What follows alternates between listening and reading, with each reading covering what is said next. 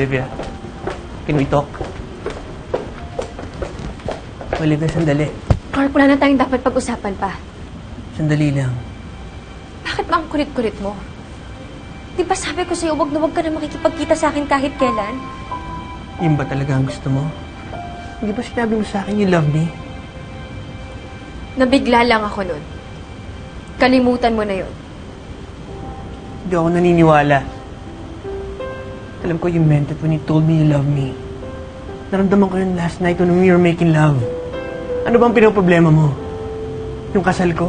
Huwag kang mag-alala, itutuloy ko yung annulment divorce ko. Para malinis ang lahat. Olivia, hindi ko kaya mawala ka. Alam ko ganun din nararamdaman mo para sa akin.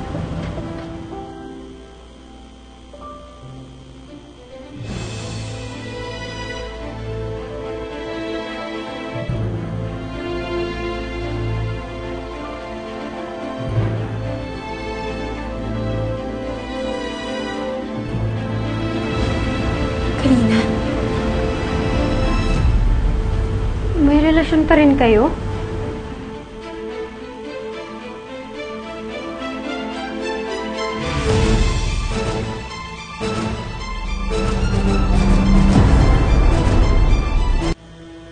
Karina, sandali.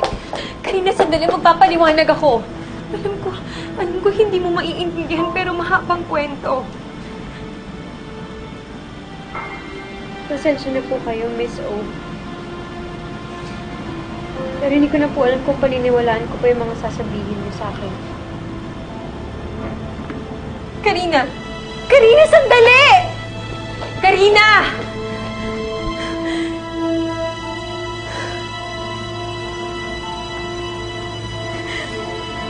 Olivia?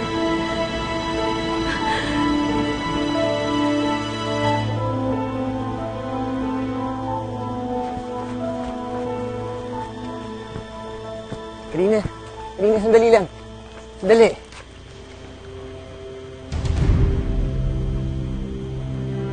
Banana loaf po yan. Pasasalamat ko po yan. Okay lang ba itong isa? Ibigay ko sa isang taong mahilig din sa banana loaf? Oo naman po, sir. Naku, alam niyo po, masarap po i-share yan sa taong importante sa inyo. Hindi lang basta importante yung taong yun sa akin. Mahal na mahal ko pa.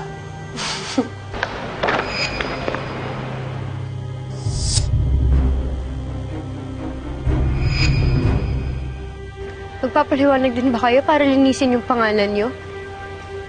Hindi ako nandito para magmalinis. Alam kong mali ang nagawa ko sa pamilya ko. Kaya Karina, nakikiusap ako sa'yo. Huwag mo sasabihin kay Tristan. Ayoko masaktan siya eh.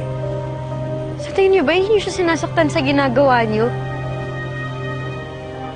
Sir Clark, alam kong may namagitan sa inyong dalawa, pero pinilit kong manahimik at hindi maniwala para protektahan kayo. Sinabi niyo sa akin na tapos na kayo. Tapos yun pala, hindi pala totoo yun. Halos masiraan na po ng ulo si Tristan kakahanap sa inyo. Yun pala, kasama niyo lang si Ma'am Olivia?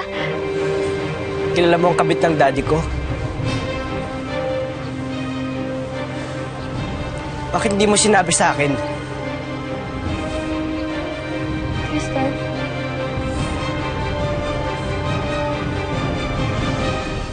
Tama ba yung narinig ko kanina? Sugot ka.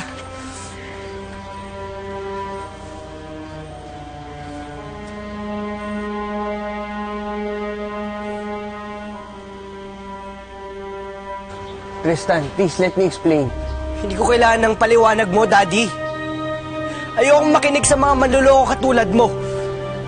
Tristan, I'm sorry. Hindi na wala na magagawa yung sorry mo. Nasaktan mo na ako, pati si Mami, dahil sa ginawa mong pagtatag dyan sa daddy ko, pati sa Miss Olivia na yan.